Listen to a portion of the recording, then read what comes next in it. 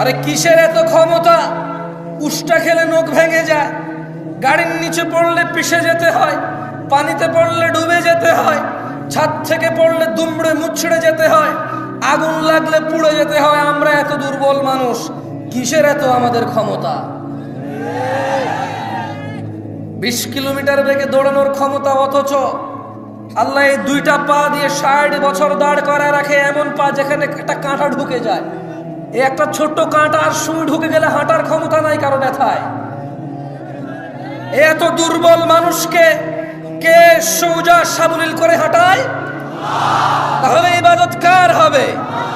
উনি সালাতে ডাকলে ঘুমায় থাকার ক্ষমতা ওনার বান্দাদের আছে? যারা ঘুমিয়ে থাকে তারা কি কৃতজ্ঞ নাকি অকৃতজ্ঞ? আল্লাহ সুবহানাহু ওয়া তাআলা কোরআনুল কারীমে বলছে, ইয়াউমা লা ইয়ানফা'ু মালুন ওয়ালা বানুন, যেদিন ধন সম্পদ সন্তান সন্ততি কাজে আসবে না, ইল্লা মান আতাল্লাহা বিকলবিন সালিম, সেদিন শুধু উপকৃত হবে বিশুদ্ধ অন্তঃকরণ নিয়ে যে আল্লাহর কাছে যাবে। সিগারেটখোর, মদখোর, জুয়ারি, নেশারি, মারামারি করা লোক, দুর্নীতিবাজ, ঘুষখোর, সুদখোর, মিথ্যাবাদী, মিথ্যুক, নাচ গান করনেওয়ালা, এদের হৃদয় বিশুদ্ধ নাকি 5 ওয়াক্ত সালাত আদায়কারী, সদা সত্যবাদী, আল্লাহ ভীরু, এদের হৃদয় বিশুদ্ধ? কার? যে জুমার দিন সর্বশ্রেষ্ঠ দিনকে কেন্দ্র করে শেভ করে, তার হৃদয় বিশুদ্ধ না? এদেশের শেভের দিন কোন দিন বলতে পারেন? এদেশের শেভের দিন কোন দিন বলতে পারেন? বিয়ের দিন শুক্রবার, শেভের দিন শুক্রবার। এই দেশে সিনেমা নাটক রিলিজ হয় কোন দিনে বলতে পারেন? কেন? সবার বন্ধ সময় আছে সিনেমা দেখবে, এই জন্য শুক্রবারে সিনেমা নাটক বের হয় এদেশে। রমাদানের পর ঈদ আসে, ইবাদাহ, কুরবানি আসে, ইবাদাহ। ওরা জেনে গেছে, ইহুদি নাসারারা, মুনাফিকদের অনুসারীরা জেনে গেছে, এখানকার মুসলিমরা আল্লাহর পক্ষ থেকে দেওয়া আনন্দ, ঈদের আনন্দ, আল্লাহর ইবাদত সৎ পথে না থেকে সিনেমা নাটকে মজে উঠবে, মেতে উঠবে। তাই ওরা ঈদ কুরবানি কেন্দ্র করে ওরা সিনেমা নাটক বানায়। ওরা জানে সবার ছুটি, চাকরি নেই, বাকরি নেই, বেতন আছে। এমন সুযোগের সময় ওরা নিজ পিতামাতা, নিজের কোরআনের অজ্ঞতা দূর করবে না, আলিফ বাতা বলতে পারে না তা শিখবে না, সালাতের রুকু, এই যে আহকাম হুকুমগুলো ওরা জানে না, তাসবিহ তাহলিলগুলো ওরা জানে না, ওরা শিখবে না, ওরা সিনেমা নাটক দেখবে।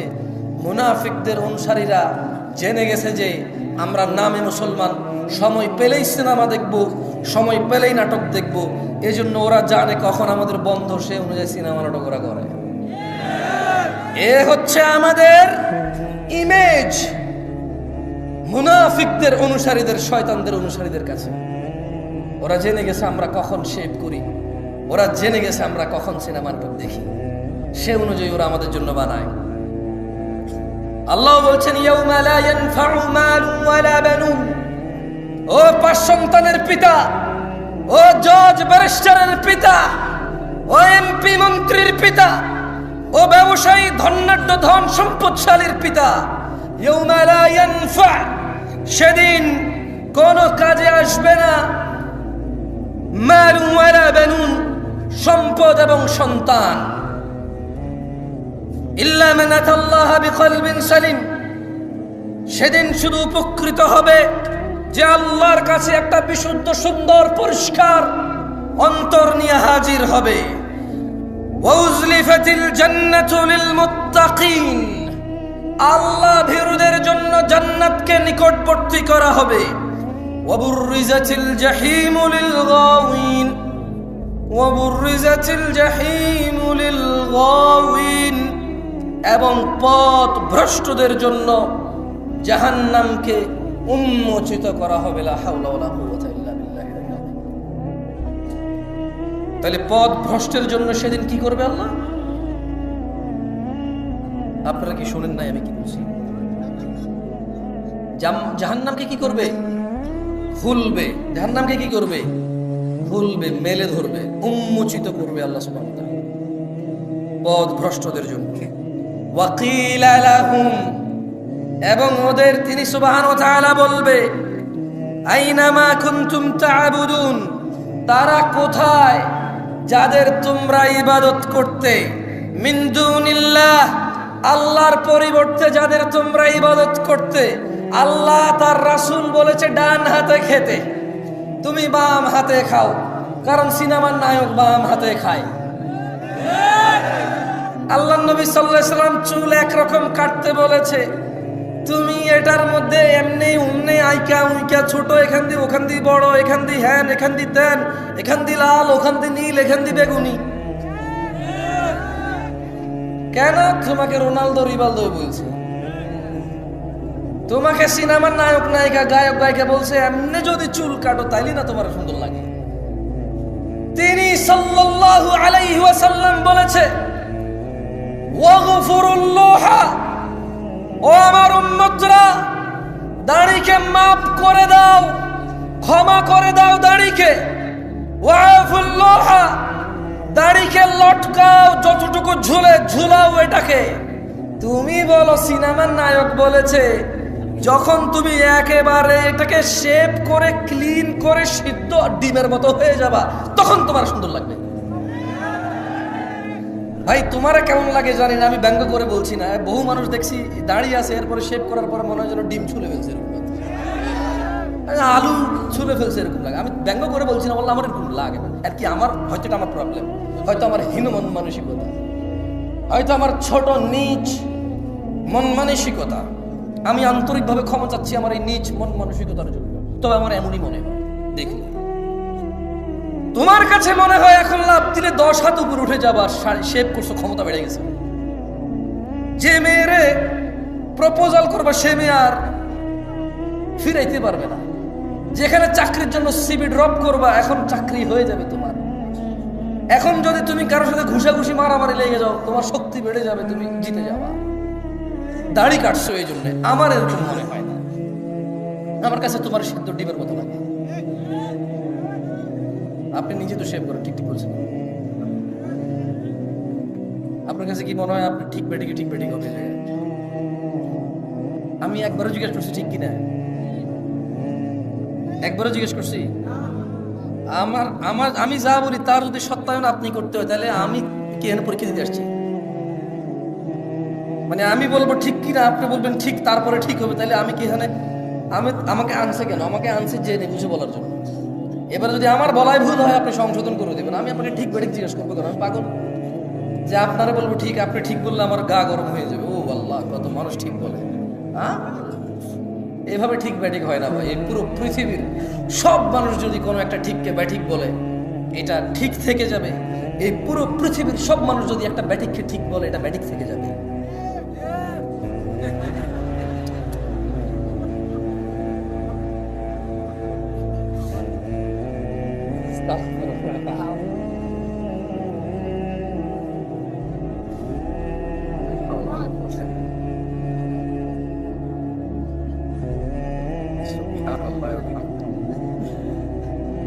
আচ্ছা, আমি 2-3 বার ঠিক কিনা জিজ্ঞাসা করবো, আপনারা জবাব দিবেন। তাইলে আশা করি মনের ভিতরে যেটা এতক্ষণ না বলতে পারার কষ্টটা চলে যাবে। ঠিক কিনা, ঠিক কিনা, ঠিক কিনা, কি ঠিক?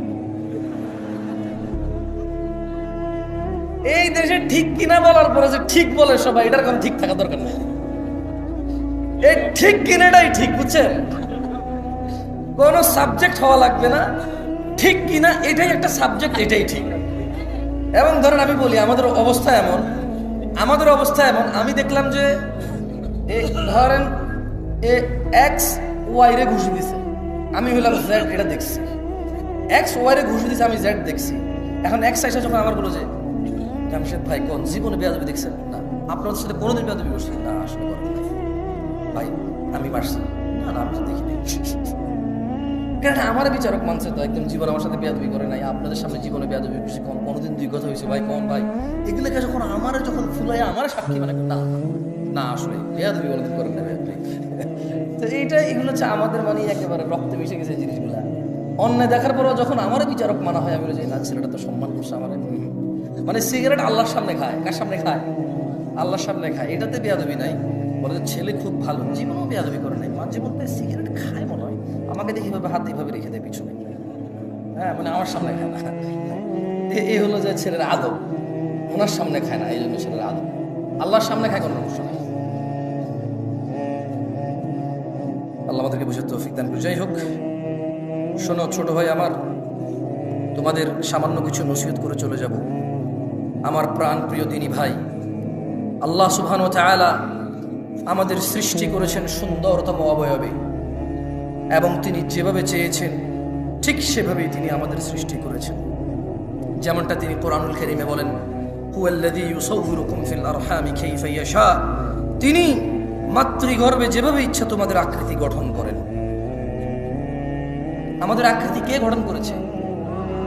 বিয়ে শাদী, অমুক মেয়ে সুন্দরী, অমুক ছেলে সুন্দর, এই জন্য তোমার সময় আসার অপেক্ষা না করে জেনা ব্যভিচারে লিপ্ত হয়ে, দাঙ্গা ফাসাদে লিপ্ত হয়ে যেও না। তিনি সুবহানাহু ওয়া তাআলা যেভাবে খুশি, উনি যেটা ইচ্ছা করেছেন, পছন্দ করেছেন, এভাবেই তিনি মেয়ে অথবা ছেলে, তোমাকে অথবা তোমার বোনকে, তোমাকে অথবা তোমার স্ত্রীকে, তোমার বাবা অথবা তোমার মাকে সৃষ্টি করেছেন যেভাবে তিনি ইচ্ছা করেছেন। সময় আসার পূর্বে জেনা ব্যভিচারে লিপ্ত হয়ে সমাজ জাতি বিশৃঙ্খল করে তুলিও না তোমরা। সামাজিক ফিতনা ফাসাদ, পারিবারিক দ্বন্দ্বে তোমরা নিজেরা একে অপরের ধ্বংস কামনা করিও না। গান বাজনা থেকে বিরত থাকো। ইয়া শিবাব, হে যুবকরা, আহলুল মুনাফিকদের ফাঁদে পা দিও না। তারা চায় তোমরা গান বাজনায় মেতে থাকো, অথচ আল্লাহ সুবহানাহু ওয়া তাআলা সূরা লুকমানে বলেন, ومن الناس من يشتري لهو الحديث ليضل عن سبيل الله بغير علم ويتخذها هزوا أولئك لهم عذاب مهين। আর মানুষের মধ্যে কেউ কেউ আল্লাহর পথ থেকে বিচ্যুত করার জন্য অসার বাক্য কিনে নেয় জ্ঞান ছাড়াই, এবং আল্লাহর দেখানো পথ নিয়ে ঠাট্টা বিরূপে মেতে ওঠে। তাদের জন্য রয়েছে অবমাননাকর শাস্তি। রাসূল সাল্লাল্লাহু আলাইহি সাল্লাম বলেন, আমার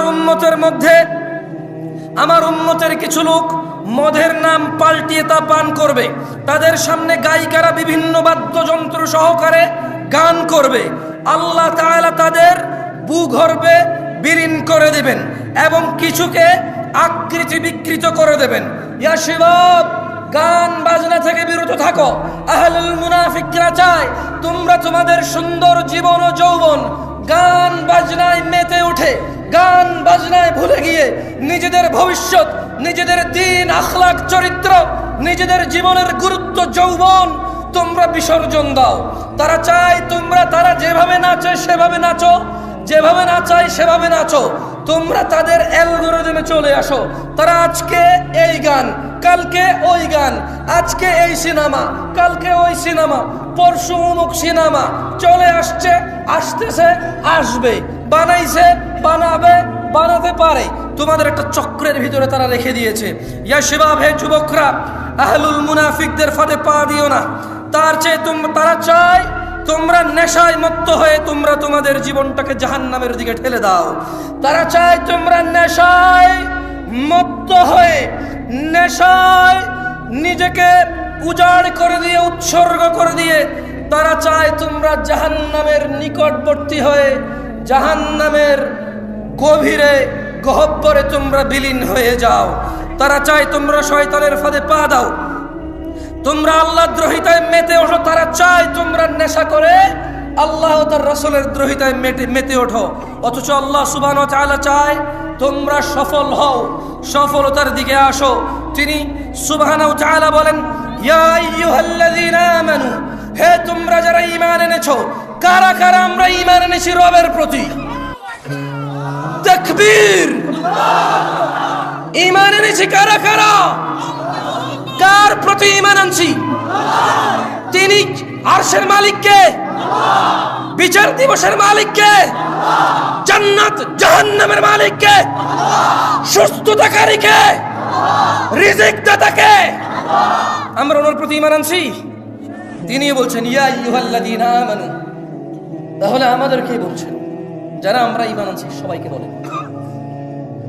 যে বেঈমান মুশরিক কাফের ওকে বলেনি, তিনি সুবহানাহু ওয়া তাআলা আমাকে আপনাকে আমরা যারা ঈমান এনেছি ওদেরকে বলছেন যে ইন্নামাল খামরু ওয়াল মাইসির ওয়াল আনসাবু ওয়াল আজলামু রিজসুম মিন আমালিশ শাইতান ইয়া আইয়ুহাল্লাযিনা আমানু ফাজতানিবু হে তোমরা যারা ঈমান এনেছো নিশ্চয়ই মদ জুয়া মূর্তি পূজার বেদী ও ভাগ্য নির্ণয় করা তো কেবল ঘৃণার বস্তু, শয়তানের কাজ।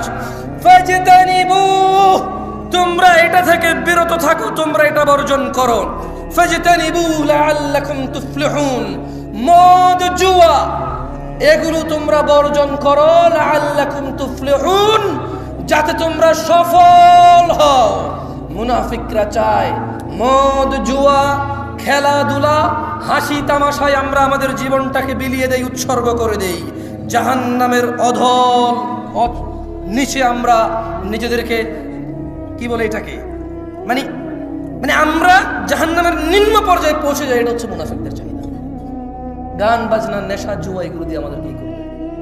মোবাইলে জুয়া খেলা যায় কিনা? এখন খেলা তোমরা কেউ কে হা বলছো না? আপনি কিছু বলবেন? ঠিক আছে। রাসূল সাল্লাল্লাহু আলাইহি সাল্লাম বলেছেন আমার উম্মতের মধ্যে এমন অনেক সম্প্রদায় হবে। কি হবে? একটু আমার সাথে বলিয়েন। রাসূল সাল্লাল্লাহু আলাইহি সাল্লাম বলেছে আমার উম্মতের মধ্যে অনেক সম্প্রদায় হবে। কি হবে? যারা জিনা, ব্যভিচার, রেশমি কাপড় ব্যবহার, মদ পান ও গান বাদ্যকে হালাল করে নেবে। কি কি হালাল করবে? মদ জুয়া, কি মদ জুয়া এবং জিনা ব্যভিচার। বলেন জিনা ব্যভিচার এগুলোকে হালাল করে নেবে। যেমন আজকের দিনে কোনো ছেলে যদি কোনো মেয়ে ছেলে যদি পার্কে হাত ধরে হাঁটে, ওরা কি এটাকে জিনা মনে করে? আজকের দিনে কোনো ছেলে মেয়ে বিবাহ করেনি, ভিডিও কলে কথা বলে, ওরা কি এটাকে জিনা মনে করে?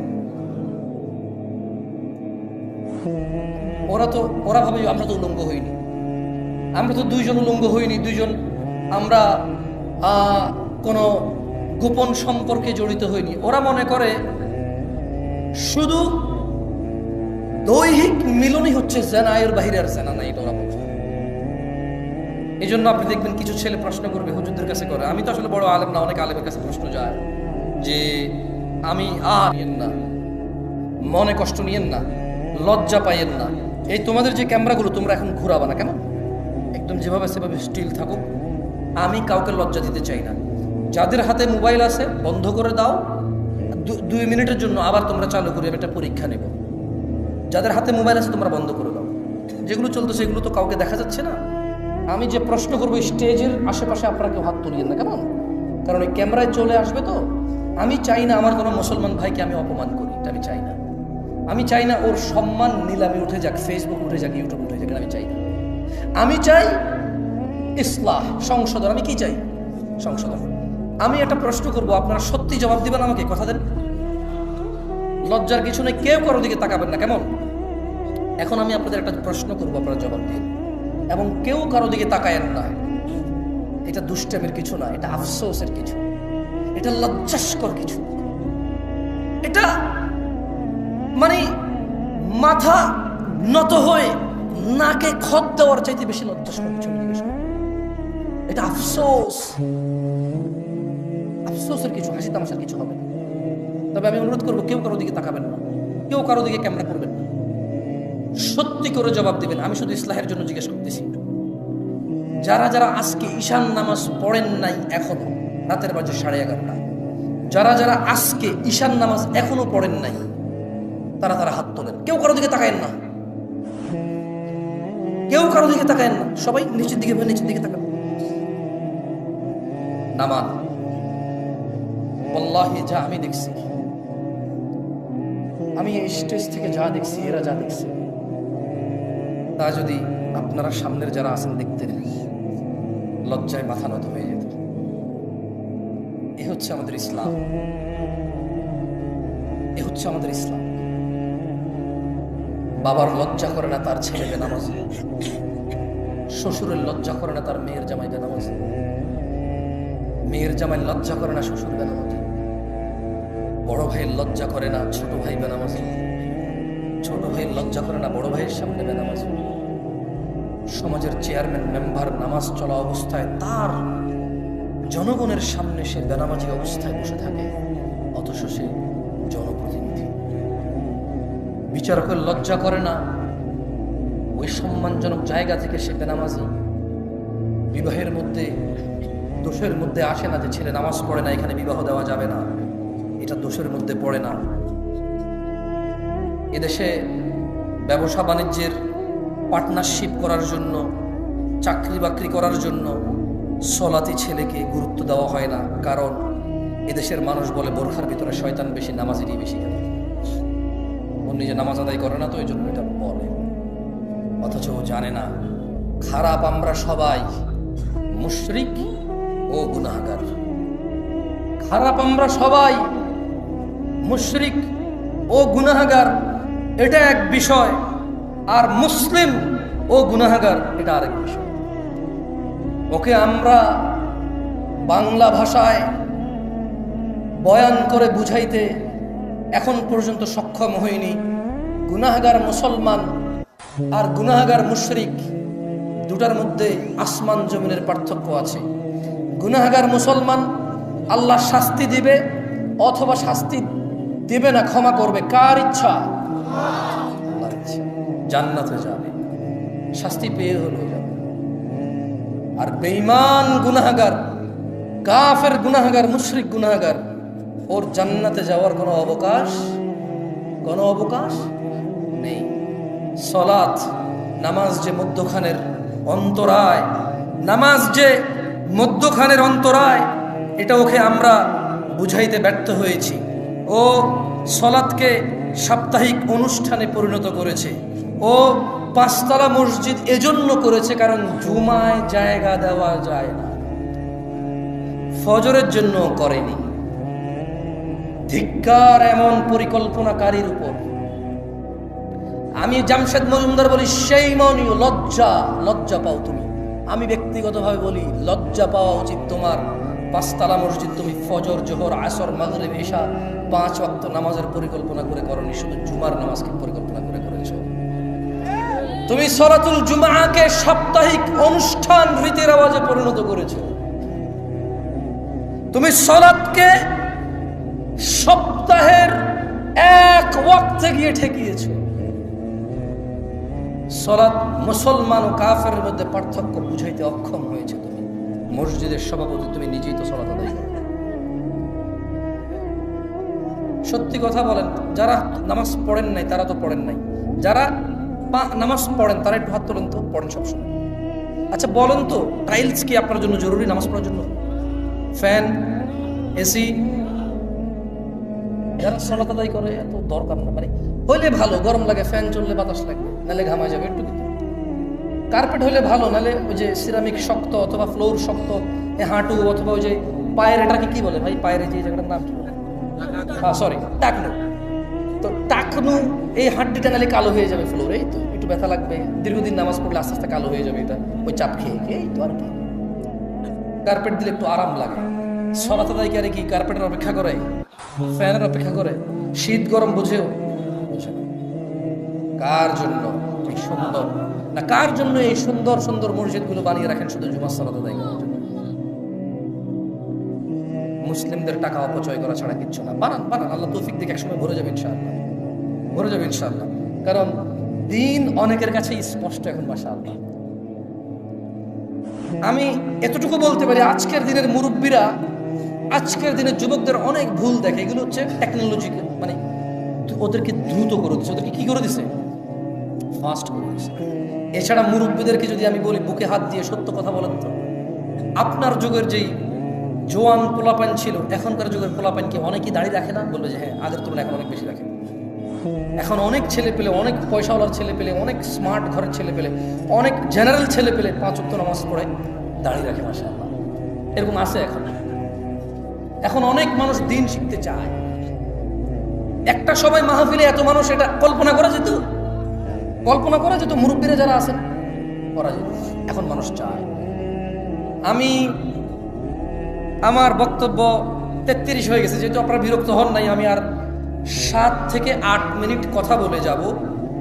আমি আপনাদের অনুরোধ করব, আমি সেই দূর থেকে আসছি, অনেক দূর থেকে আসছি। আমার এই আশা আপনি আস্থা রাখেন। আমি আল্লাহর কাছে অতটুকু কামনা করি, আমি আল্লাহর কাছে বলি যে ইয়া আল্লাহ, যেহেতু আমি যদি কাউকে কিছু শিখাই, সে যদি আমার থেকে শিখে এটা আমল করে, সে যতটুকু পাবে তার থেকে কমবে না, আমাকে তুমি অতটুকু দিবা। সেজন্য আমি আল্লাহর কাছে দোয়া করি, আল্লাহ আমি যা শিখাই মানুষকে তুমি তা শিখে মানার তৌফিক দান করো, এবং আমাকেও তা পালন করার সর্বোচ্চ তৌফিক দান করো। 6 থেকে 7 মিনিট বা 10 মিনিট কথা বলবো, মনোযোগ দিয়ে শোনেন, দেখেন আপনার জীবন পরিবর্তন হয় কিনা।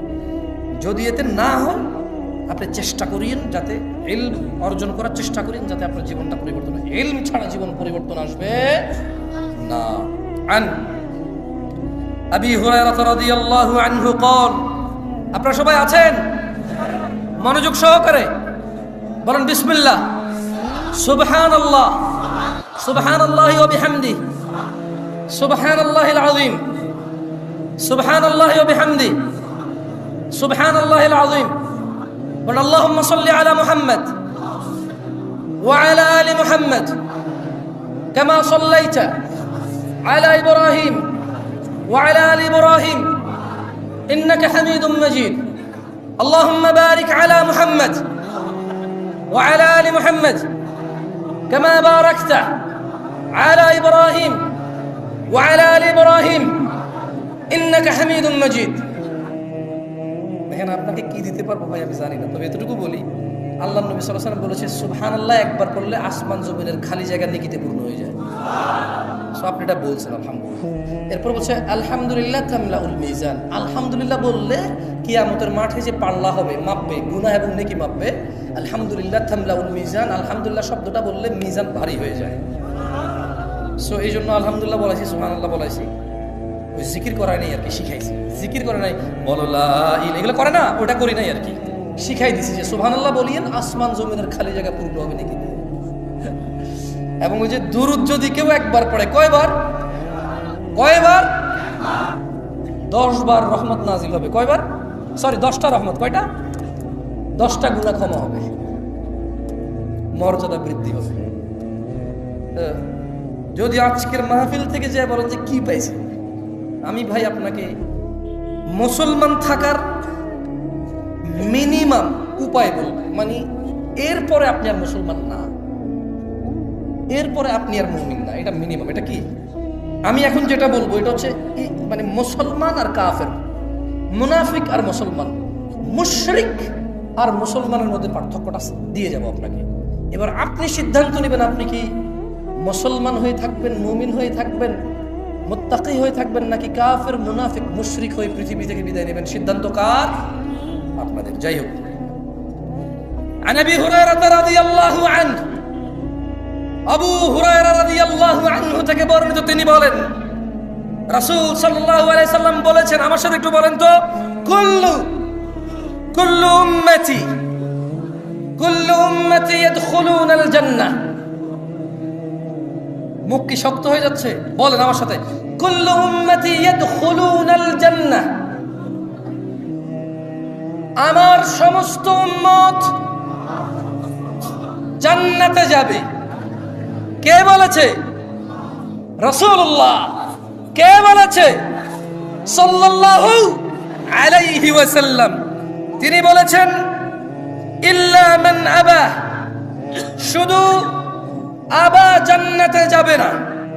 ক্বালু, সাহাবারা বলল, ওয়ামান ইয়াবা ইয়া রাসূলুল্লাহ, কে আবা ইয়া রাসূলুল্লাহ সাল্লাল্লাহু আলাইহি ওয়াসাল্লাম। তিনি সাল্লাল্লাহু আলাইহি ওয়াসাল্লাম বললেন, মান আতাআনি, যেই ব্যক্তি মুহাম্মদ সাল্লাল্লাহু আলাইহি সাল্লামের অনুসরণ করে, দাখালাল জান্নাহ, সে জান্নাতে যাবে। ওয়া মান আসানি, আর যে ইবাদতের ক্ষেত্রে নেকির জন্য, কল্যাণের জন্য, মুক্তির জন্য কোন ইবাদত করে অথচ আল্লাহর নবীর পক্ষ থেকে সাব্যস্ত নয়, সেই হচ্ছে আবা, সেই জান্নাতে যাবে না। আপনি সালাত শেষে দোয়া করবেন, মুনাজাত করবেন, এটা আপনার আর আপনার রবের সর্বোচ্চ আপনার নিরাপত্তা। যে আপনি কার কাছে হাত তুলেছেন, কার কাছে দিবে কে, কবুল করবে কে, কার কাছে চাইবেন, চাওয়া উচিত কার কাছে। তাহলে আপনি নামাজ শেষে হাত তুলবেন কার কাছে? কিন্তু আপনি একা তুলবেন নাকি আপনি ইমাম সাহেব সবাইকে নিয়ে সম্মিলিতভাবে তুলবেন? আর ভাই জবাব জিজ্ঞেস করতেছি না ভাই, শোনেন আমি জিজ্ঞেস করি, ভেজাল লাগাইন না ভাই, এমনিতে ভেজাল শেষ নাই। কি বলি আগে দেখেন, আগে কি বলি দেখেন। আমি আগেই বলছি, আপনি কিছু বললে যায় আসে না, আমি বলতে উঠছি তো। আমি যখন আপনার থেকে বলানো লাগবো আমি নিজে আপনার বলে বলাবো ইনশাআল্লাহ। কেমন নিরাপত্তার বোঝেন ভাই, চাইতে তো নিরাপত্তা বুঝছেন, উনি কোনি দেওয়ার বুঝেন না, মায়ের খাবো নাকি ভাই, অদ্দুর মানে সাহস এখন আমার হয় না যে মায়ের খাবো আর বলবো না, দরকার নেই ভাই, পয়সা থাকলে বহুত কথা কইতে পারবো ইনশাআল্লাহ, বুঝেন নাই? তো আমি ইমাম সাহেবকে বলবো, ইমাম সাহেব, আমি এলাকার মান্যগণ্য মানুষকে বলবো, মান্যগণ্য সাহেব, আমি এলাকার দিন প্রিয় ইসলাম প্রিয় ভাইকে বলবো, ভাই সালাত ইবাদা, দোয়া ইবাদা। সালাত শেষে আপনি নিজে দোয়া করবেন নাকি সবাইকে নিয়ে দোয়া করবেন?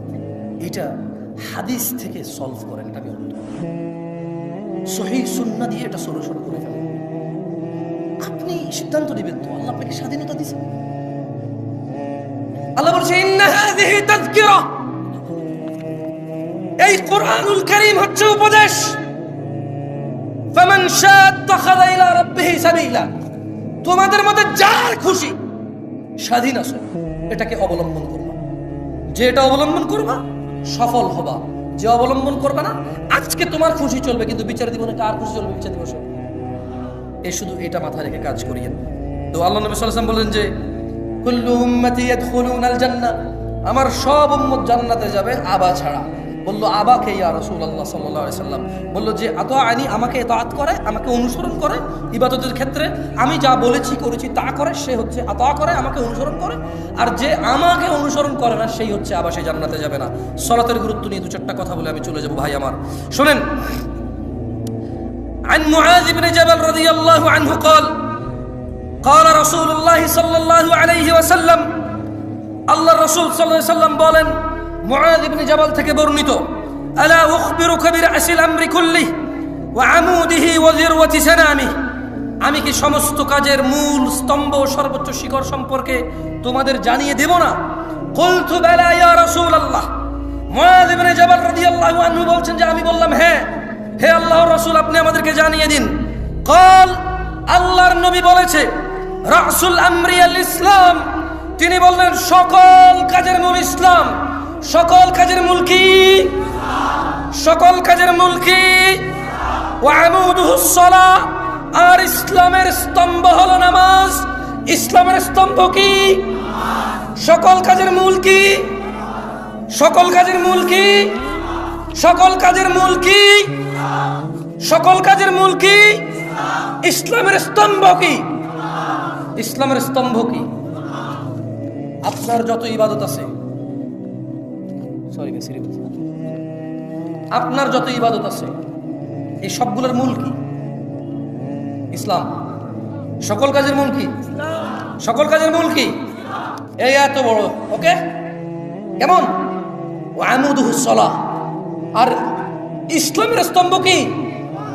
ইসলামের স্তম্ভ কি? স্তম্ভ এই হলো